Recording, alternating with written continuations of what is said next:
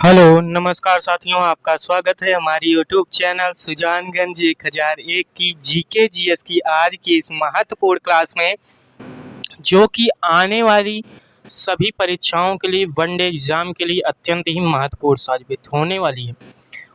चाहे वह आपका वनडे एग्जाम एसएससी का हो, रेलवे का हो या स्टेट लेवल का हो, ठीक, यूपीएससी को छोड़कर। यूपीएससी में भी आपको जीके जीएस के वही क्वेश्चन पूछे जाते हैं, परंतु उनका जो लेवल होता है वह थोड़ा सा हायर होता है, ठीक, अर्थात वह वहाँ पर थोड़ा हाई लेवल के जीके जीएस के क्वेश्चंस पूछे जाते हैं। बाकी जीके जीएस वही सब में पूछा जाता है, वही नदियाँ, वही बांध, वही इतिहास, वही भूगोल, ठीक। तो आइए देखते हैं, आज हमारा टॉपिक जो है वह परीक्षाओं की दृष्टि से अत्यंत ही महत्वपूर्ण होने वाला है, क्योंकि आज का हमारा जो टॉपिक है वह है Indian reverse. Indian reverse, Bharat की नदियाँ, भारत की जो प्रमुख नदियाँ हैं, कौन किस क्षेत्र में होकर बहती है, कौन किस क्षेत्र का, वहाँ पर उसका उपनाम क्या है, किस क्षेत्र में वह प्रसिद्ध हो है, वह किस किस शहर से होकर गुजरती है। तो भारत की जो प्रमुख नदियाँ हैं उनके बारे में हम आज अध्ययन करेंगे, क्योंकि आप कोई भी परीक्षा ले लीजिए, अगर उसमें आप जियोग्राफी के क्वेश्चंस में देखेंगे तो नदियों से एक दो क्वेश्चंस प्रति परीक्षा में पूछे जाते हैं, ठीक। तो आज का जो टॉपिक है वह परीक्षाओं की दृष्टि से महत्वपूर्ण होने वाला है। हमने यहाँ पर जो पिछली परीक्षाओं में पूछे गए प्रश्न हैं उनका समाकलन किया है। तो आइए देखते हैं पहला क्वेश्चन। पहला क्वेश्चन क्या है, कौन सी नदी बंगाल का शोक नाम से प्रसिद्ध है, या बंगाल का शोक हम किस नदी को कहते हैं। तो बंगाल का शोक किस नदी को हम जानते हैं, दामोदर नदी को हम बंगाल का शोक नाम से जानते हैं, अर्थात बंगाल का शोक नाम से जाने जाने वाली जो नदी है वह दामोदर नदी है, ठीक। ऑप्शन ए सही है। अगला क्वेश्चन, किस नदी को दक्षिण गंगा के नाम से भी जाना जाता है। तो दक्षिण गंगा के नाम से किसे जाना जाता है, गोदावरी नदी को। यह दक्षिण भारत में प्रवाहित होती हैं, इन्हें दक्षिण भारत की गंगा भी कहा जाता है, या दक्षिण गंगा के नाम से भी जाना जाता है, और इन्हें ही वृद्ध गंगा के उपनाम से ही जाना जाता है। किस नदी को, गोदावरी नदी को, ठीक। तो ऑप्शन सी सही है। अगला क्वेश्चन, किस नदी को बिहार का शोक कहते हैं। तो बिहार का शोक कही जाने वाली जो नदी है वह कौन सी है, कोसी नदी, कोसी रिवर, अर्थात कोसी नदी को हम बिहार का शोक नदी के नाम से भी जानते हैं, ठीक। तो ऑप्शन डी सही है। अगला क्वेश्चन, भारत की कौन सी नदी कर्क रेखा को दो बार काटती है। अर्थात भारत के मध्य से होकर, हम जानते हैं कि भारत के मध्य से होकर कर्क रेखा गुजरती है, ठीक। तो भारत की ऐसी कौन सी नदी है जो कर्क रेखा को दो बार काटती है। तो भारत की वह नदी कौन सी है, माही नदी, जो कर्क रेखा को दो बार काटती है, ठीक। यह क्वेश्चन बहुत ही महत्वपूर्ण हो सकता है परीक्षा की दृष्टि से, क्योंकि कर्क रेखा को दो बार काटने वाली यह भारत की एकमात्र नदी है, कौन सी, माही नदी, ठीक। ऑप्शन डी सही है। अगला क्वेश्चन,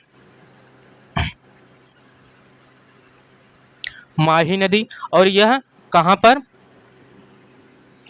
निकलती है, मध्य प्रदेश से, ठीक। और राजस्थान और गुजरात में होते हुए यह खंभात की खाड़ी, अरब सागर में स्थित खंभात की जो खाड़ी है वहाँ पर जाकर यह गिर जाती है। कहाँ से निकलती है, मध्य प्रदेश से, ठीक। आइए देखते हैं आगे।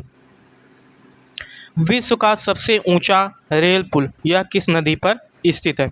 तो विश्व का जो सबसे ऊंचा रेल पुल है, ठीक, रेलवे ब्रिज है, वह कौन सा है, चेनाब रिवर पर स्थित है, अर्थात चिनाब नदी पर स्थित है विश्व का सबसे ऊंचा रेल पुल, ठीक, अपने भारत में चिनाब नदी पर। ऑप्शन ए सही है, ठीक।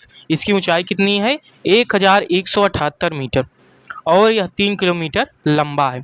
इसकी लंबाई 3 किलोमीटर, ऊंचाई 1178 मीटर, अर्थात 1 किलोमीटर 178 मीटर, ठीक, इतना यह ऊंचा है। इसी कारण यह विश्व का सबसे ऊंचा रेल पुल भी है। और किस नदी पर स्थित है, तो चिनाब नदी पर। ऑप्शन ए सही है। अगला क्वेश्चन, भारत की किस नदी को लवणी नदी भी कहा जाता है। तो भारत की वह नदी कौन सी है, लूनी नदी, इसे लवणीय नदी भी कहा जाता है। इसकी लंबाई कुल कितनी है? 330 किलोमीटर यह प्रवाहित होती है। इसे भारत की लवड़ी नदी के रूप में भी जाना जाता है, लूनी नदी को। ऑप्शन ए सही है। अगला क्वेश्चन, गंगा की दो प्रमुख धाराएं कौन सी है? तो गंगा नदी की जो प्रमुख दो धाराएं हैं वह कौन कौन सी हैं? भागीरथी और अलकनंदा। भागीरथी और अलकनंदा यह गंगा नदी की दो प्रमुख धाराओं के रूप में जानी जाती हैं। तो ऑप्शन ए सही है। गंगा नदी कहाँ से निकलती हैं? तो यह गंगोत्री हिमनद से प्रवाहित होती हैं, वहां से निकलती हैं। ठीक, अगला क्वेश्चन, वह स्थान जहां अलकनंदा और भागीरथी मिलकर गंगा का नाम लेती हैं, अर्थात गंगा का नाम से कहां पर मिलती हैं भागीरथी और अलकनंदा दो नदियां आकर के? तो कहां पर मिलती हैं? देवप्रयाग में। देवप्रयाग में हम किसका? अलकनंदा और भागीरथी दोनों नदियों का संगम यहाँ पर हम देख सकते हैं। ठीक, तो ऑप्शन बी सही है। ये आपके सामने मानचित्र के रूप में दर्शाया गया है। ठीक, कहाँ से निकली हैं, कौन सी नदी, ठीक, और कहाँ पर आकर मिलती हैं स्थान पर। ठीक, आइए देखते हैं अगला क्वेश्चन।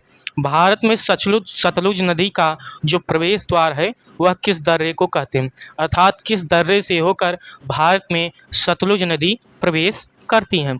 तो किस दर्रे से? सिपकीला पास, अर्थात सिपकीला दर्रे से होकर भारत में सतलुज नदी प्रवेश करती है। ठीक, ऑप्शन ए सही है। अगला क्वेश्चन, अरुणाचल प्रदेश में स्थित दपोरिंजो पुल यह किस नदी पर बनाया गया है? अरुणाचल प्रदेश में जो स्थित है कौन सा पुल? दपोरिंजो पुल। यह किस नदी पर बनाया गया है? तो यह सुबानसिरी नदी पर यह बनाया गया है। ठीक, अरुणाचल प्रदेश में कौन सा पुल? दपोरिंजो पुल। अरुणाचल प्रदेश ही यह राज्य ऐसा राज्य है कि जो कि 2011 की भारत की जनगणना के अनुसार पूरे भारत का सबसे कम जनसंख्या घनत्व वाला राज्य भी यह अरुणाचल प्रदेश है। यहाँ पर 17 व्यक्ति प्रति वर्ग किलोमीटर में निवास करते हैं। ठीक, तो ऑप्शन डी सही है। अगला क्वेश्चन, ये आपको मानचित्र के द्वारा दर्शाया गया है। ठीक, कौन सी नदी मध्य प्रदेश के अमरकंटक से निकलती है? तो मध्य प्रदेश के अमरकंटक की पहाड़ियों से निकलने वाली नदी निम्न में से कौन सी है? तो नर्मदा नदी यह मध्य प्रदेश से इनका उद्भव होता है, अमरकंटक की पहाड़ियों से। ठीक, तो ऑप्शन ए सही है।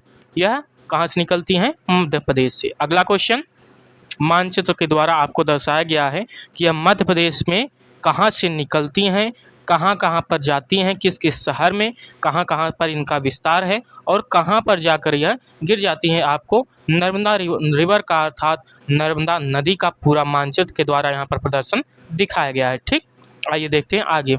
भारत की सबसे लंबी नदी कौन सी है? तो हम जानते हैं, या तो हम जानते ही होंगे, साधारण सी बात है कि भारत की सबसे लंबी नदी यह कौन सी है? कौन सी? गंगा नदी। वहीं पर यदि विश्व की बात करें तो विश्व की सबसे लंबी नदी कौन सी है लंबाई की दृष्टि में? तो वह नील नदी है। वहीं पर यदि क्षेत्रफल की बात करें, क्षेत्रफल की दृष्टि से, अर्थात क्षेत्रफल की दृष्टि से विश्व की सबसे बड़ी नदी वह अमेजन है। ठीक, अमेजन। और वहीं पर यदि लंबाई की बात करें तो नील नदी यह विश्व की सबसे लंबी नदी है और भारत की सबसे लंबी नदी गंगा जी हैं। ठीक, जिन्हें गंगा मैया के नाम से भी जाना जाता है। यह बहुत ही पवित्र नदी के रूप में जानी जाती हैं। इनका हिंदू धर्मों में आध्यात्मिक रूप से वर्णन किया गया है। ठीक, तो भारत की सबसे लंबी नदी गंगा नदी। इनकी लंबाई कितनी है? 2525 किलोमीटर। ठीक, 2525 किलोमीटर यह इनकी लंबाई है। कहाँ से निकलती हैं? तो गंगोत्री हिमनद से। कहाँ से? उत्तराखंड से। और बंगाल की खाड़ी में जाकर गिर जाती हैं। वहाँ पर जब इनका बंगाल की खाड़ी में सागर से मिलती हैं तो वहाँ पर प्रतिवर्ष कौन सा? गंगा सागर मेले का आयोजन किया जाता है। ठीक, वहाँ पर ये सागर में विलीन हो जाती हैं। अगला क्वेश्चन, तो यहाँ पर गंगा नदी का जो तंत्र है वह दर्शाया गया, वह कहाँ पर उनका उद्भव होता है, वह कहाँ पर यमुना नदी से मिलती हैं। तो प्रयागराज संगम में उनका यमुना नदी से आकर मिल जाती हैं। फिर वह कैसे कैसे कहाँ किस रास्ते से होते हुए किस क्षेत्र किस प्रदेश से होते हुए जाकर सागर में मिल जाती है, मानचित्र के द्वारा यहाँ पर दर्शाया गया है। ठीक, आइए देखते हैं आगे। कपिल धारा और धुआंधार जलप्रपात यह किस नदी पर स्थित है? तो कपिल धारा और धुआंधार जलप्रपात यह किस नदी पर स्थित है? तो नर्मदा नदी पर। किस नदी पर? नर्मदा नदी पर कपिल धारा और धुआंधार ये दोनों जलप्रपात स्थित हैं। ऑप्शन बी सही है। अगला क्वेश्चन, भारत के सबसे बड़ा नदी द्वीप यह किस नदी पर स्थित है? तो भारत का जो सबसे बड़ा नदी द्वीप है यह किस नदी पर स्थित है? ब्रह्मपुत्र नदी पर। ठीक, भारत का जो सबसे बड़ा नदी द्वीप अर्थात नदी के बीच में बना हुआ एक टापू, ठीक, द्वीप, ठीक, वह कौन सा, उसका नाम क्या है? तो माजुली द्वीप। ब्रह्मपुत्र नदी पर भारत का सबसे बड़ा नदी द्वीप स्थित है, उसका नाम है माजुली नदी द्वीप। ठीक, ऑप्शन ए सही है। यह उसका लोकेशन यहाँ पर आपको दर्शाया गया है, कहाँ पर वह स्थित है। ठीक, मानचित्र के द्वारा। अगला क्वेश्चन, शिव समुद्रम जलप्रपात किस नदी पर स्थित है? तो शिव समुद्रम जलप्रपात यह कहाँ पर स्थित है? किस नदी पर? तो कावेरी नदी पर। ठीक, कहाँ पर?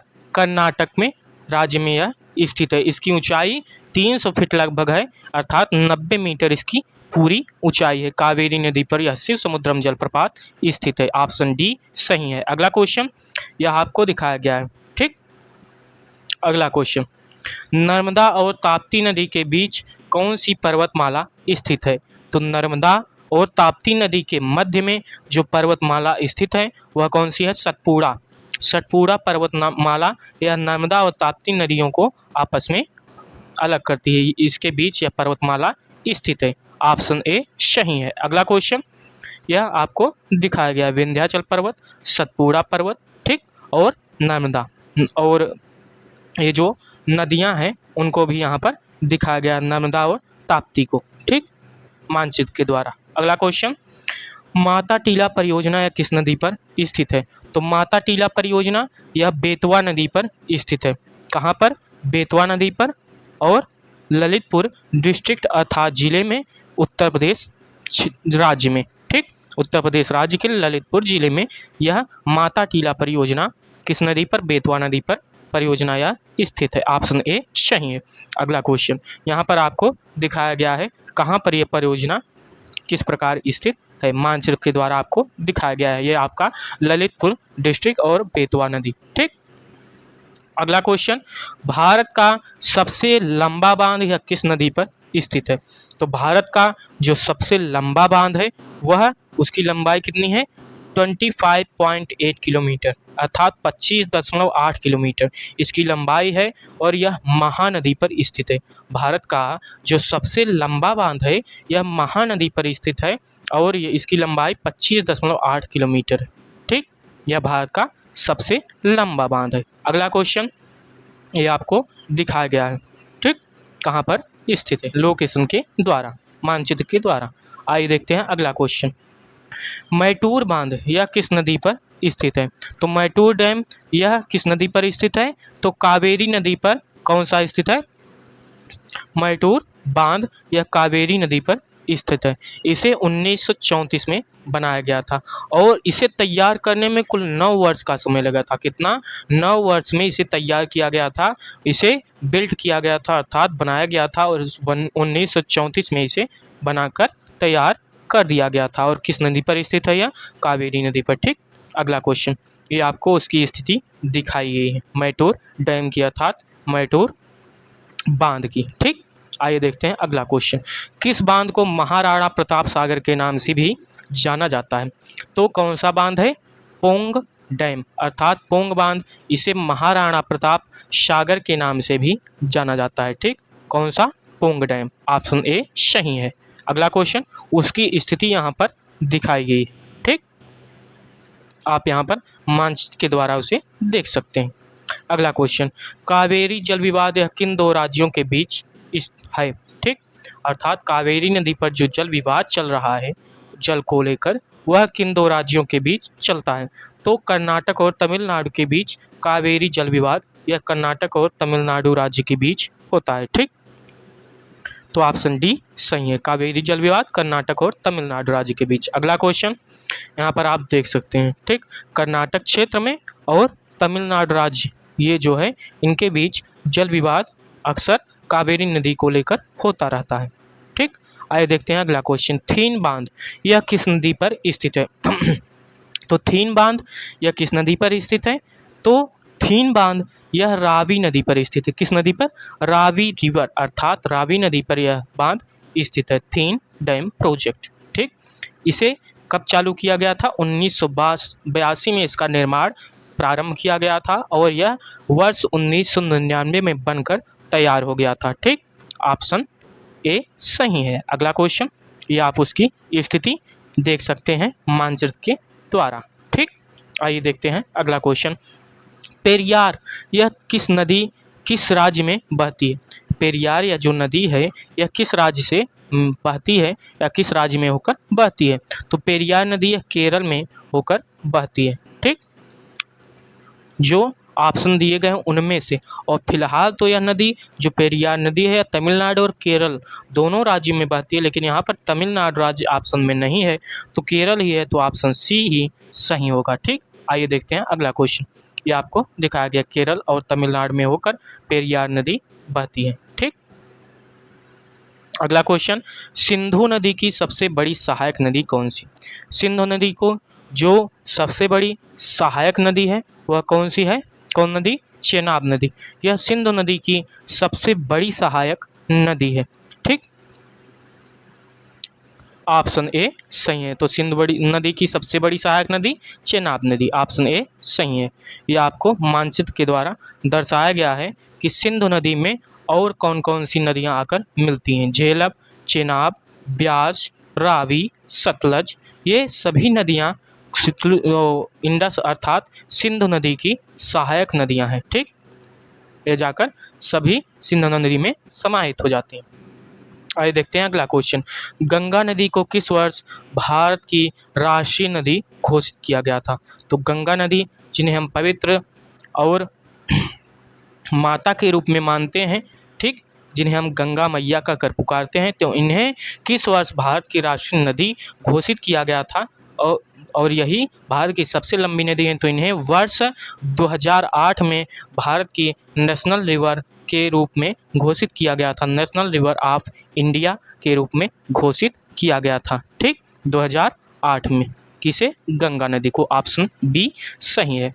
तो आज जो हमने टॉप 25 क्वेश्चंस उठाए थे इंडियन रिवर्स से, ठीक, जो कि परीक्षाओं की दृष्टि से अत्यंत ही महत्वपूर्ण होने वाले हैं, क्योंकि रिवर तंत्र से आपको अर्थात नदी तंत्र से आपके परीक्षाओं में प्रश्न अवश्य ही पूछे जाते हैं।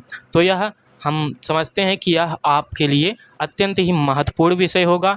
ठीक, तो आज के लिए बस इतना ही। हम पुनः आगे की कक्षाओं में जीके जीएस के एक नए रोचक महत्वपूर्ण टॉपिक के साथ आपके सामने उपस्थित होंगे, जो कि परीक्षाओं की दृष्टि से महत्वपूर्ण साबित होगा। आज के लिए बस इतना ही। धन्यवाद।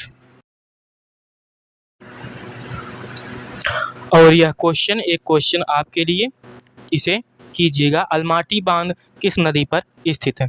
तो अलमाटी बांध किस नदी पर स्थित है? कावेरी नदी पर या कृष्णा नदी पर या गोदावरी नदी पर या नर्मदा नदी पर? इसे कमेंट बॉक्स में कमेंट करके बताइए। ठीक, तो अलमाटी बांध यह किस नदी पर स्थित है? क्वेश्चंस फॉर यू, यह आपके लिए एक क्वेश्चन है। ठीक, आज के लिए बस इतना ही। धन्यवाद।